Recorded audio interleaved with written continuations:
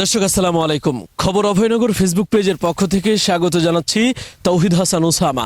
দর্শক, আমি এই মুহূর্তে অবস্থান করছি যশোরের অভয়নগর উপজেলার ৩ নম্বর চলিশিয়া ইউনিয়নের যে কনা ইকো পার্কটি রয়েছে, এই মুহূর্তে আমি ঠিক কনা ইকো পার্কের গেটের সামনে দাঁড়িয়ে আছি। মূলত আজকে আমরা একটু জানার চেষ্টা করব প্রতি বছর শীতকালে বিভিন্ন স্কুল কলেজ বা ব্যক্তি এবং পরিবারের উদ্যোগে কিন্তু ভ্রমণ পিপাসুরা বিভিন্ন দর্শনীয় স্থানে ভ্রমণ করে থাকে। তারা প্রকৃতির একেবারে কাছে চলে যায়। ঠিক তেমনি এবছরও কিন্তু সেই আয়োজন শুরু হয়েছে। বিভিন্ন শিক্ষা প্রতিষ্ঠান থেকে শিক্ষা সফরে যাওয়া হচ্ছে, আনন্দ ভ্রমণে যাচ্ছেন অনেকে।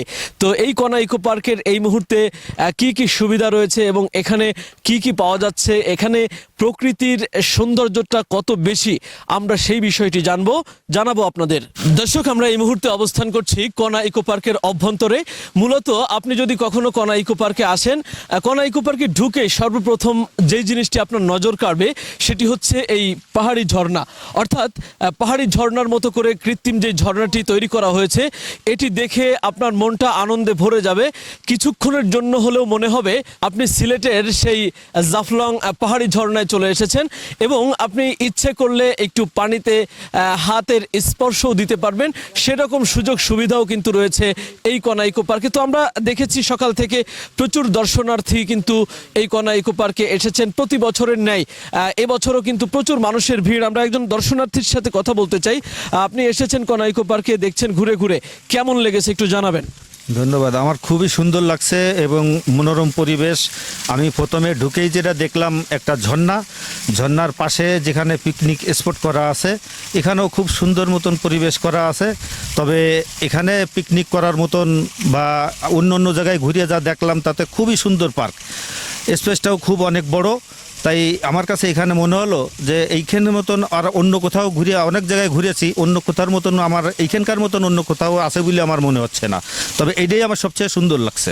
আচ্ছা, আধুনিক সুযোগ সুবিধা সম্বলিত সবকিছুই রয়েছে কনা ইকো পার্কে। বাচ্চাদের জন্য স্পেশালি কি রয়েছে? বাচ্চাদের জন্য অন্য অন্য খেলনা দোলনা সব কিছুই ব্যবস্থা করা আছে। আচ্ছা, অন্যান্য পার্কে যেরকম বিভিন্ন রাইড থাকে, এই কনা ইকো পার্কেও কিন্তু রাইড রয়েছে। কেউ ইচ্ছা করলে যে আকাশ পথে কিছুক্ষণ ভ্রমণ করতে পারবে, কেউ চাইলে স্পিড বোর্ডে নৌকায় ঘুরতে পারবে। সব ধরনের সুযোগ সুবিধা কিন্তু রেখেছে কনা ইকো পার্ক কর্তৃপক্ষ। দর্শক, আমি এই মুহূর্তে অবস্থান করছি কনা ইকো পার্কের যেই কেবল কারটি রয়েছে, সেই কেবল কারের মধ্যে। মূলত এটি ছোট্ট ছোট্ট সোনামণিদের খুবই পছন্দের। তার কারণ হচ্ছে স্বচ্ছ জলরাশি নিচেই উপর দিয়ে এই কার চলে যাবে অন্য প্রান্তে, আবার সেখান থেকে আসবে এই প্রান্তে। তো এই স্বল্প মূল্যে এই কেবল কারে চলার সুযোগ কিন্তু থাকছে আমাদের যে সমস্ত ছোট ছোট বাচ্চারা রয়েছে তাদের জন্য। তো সেই সুবিধাটা রাখা হয়েছে এই কনা ইকো পার্কে। দর্শক, আমি এই মুহূর্তে কনা ইকো পার্কের সেই ঝুলন্ত ব্রিজের উপর দাঁড়িয়ে আছি। মূলত রাঙ্গামাটির সেই ঝুলন্ত সেতুর কথা কি আপনাদের মনে আছে? যদি আপনারা এই কনা ইকো পার্কের সেতুর উপর এসে একটুখানি দাঁড়ান, তাহলে মনে হবে কিছুক্ষণের জন্য হলেও যে আপনি রাঙ্গামাটির সেই ঝুলন্ত সেতুতে দাঁড়িয়ে আছেন। কেননা এই সেতুটিকে সেভাবেই তৈরি করা হয়েছে। দুই পাশে স্বচ্ছ জলরাশি, মাঝখান দিয়ে এই সেতুটি নির্মাণ করা। দেখলে আপনার মনটা অটোমেটিক ভরে যাবে এবং আপনি প্রাকৃতিক যে সৌন্দর্য, সেই সৌন্দর্যটাকে উপভোগ করতে পারবেন। দর্শক, আমি এই মুহূর্তে বসে রয়েছি কনা ইকো পার্কের সবচাইতে আকর্ষণীয় যে জিনিসটি, সেটি হচ্ছে এই প্যাডেল বোর্ড। এই প্যাডেল বোর্ডে ছোট্ট ছোট্ট শিশু কিশোরেরা উঠে নিজে নিজে চালাবে যতক্ষণ মন চাইবে। সেই সুযোগটা কিন্তু এই কনা ইকো পার্কে রয়েছে। আপনারা দেখতে পাচ্ছেন কিন্তু ইতিমধ্যে অনেকেই এই যে প্যাডেল বোর্ড যেটা, সেটাই উঠে ঘোরাঘুরি করছে এবং অনেক মজা করা যাচ্ছে আসলে।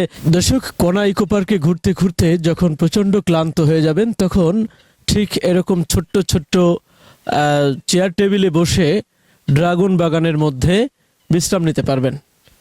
এরকম চমৎকার প্রাকৃতিক সৌন্দর্যমণ্ডিত একটি পার্কের মধ্যে বসে কিছুক্ষণ আড্ডা দেওয়াটাও একটু স্বস্তির, একটু আনন্দের। দর্শক, আমরা একটু দর্শনার্থীদের সাথেও কথা বলতে চাই।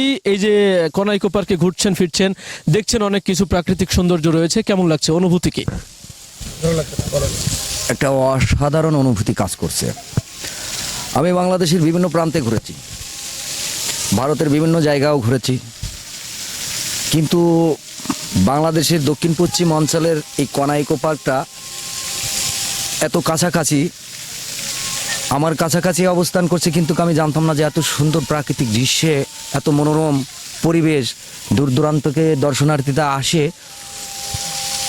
অনেক সময় কাটায় এখানে। তো আমিও সেটার লোকেশন ট্র্যাক করে আমি এখানে এসে দেখলাম যে আসলে যেটা ভাবছিলাম তার থেকে অনেক সুন্দর পরিবেশ।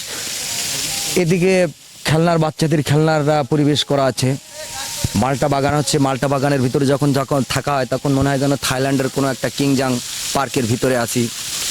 আবার ও সাইডে যখন পেয়ারা বাগানে যাওয়া হয় তখন মনে হয় যেন আমরা ঠিকই অস্ট্রেলিয়ার দক্ষিণ উরুগুয়েতে আছি। সেরকমভাবে সাজানো আছে যে এত সুন্দর একটা পরিবেশ। এটা আপনারা যারা দেখছেন এই মুহূর্তে, আপনারা যদি অভয়নগরের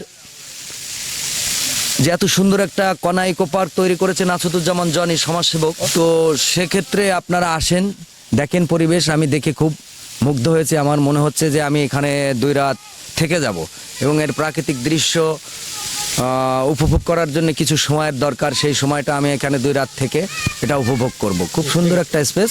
দর্শক, এতক্ষণ ধরে দেখছিলেন কনা ইকো পার্কের যেই মনোমুগ্ধকর দৃশ্য, সেই দৃশ্যগুলো আপনাদেরকে দেখানোর চেষ্টা করেছি। মূলত প্রাকৃতিক সৌন্দর্যে ভরপুর এই কনা ইকো পার্কে যদি আপনি আসেন তাহলে সত্যি কিছুক্ষণের জন্য আপনি হারিয়ে যাবেন আনন্দের সাগরে। দর্শক, আজকের মতো এই পর্যন্ত। আবারও দেখা হচ্ছে অন্য কোনো ভিডিওতে। সেই পর্যন্ত সবাই ভালো থাকুন, সুস্থ থাকুন। আল্লাহ হাফেজ।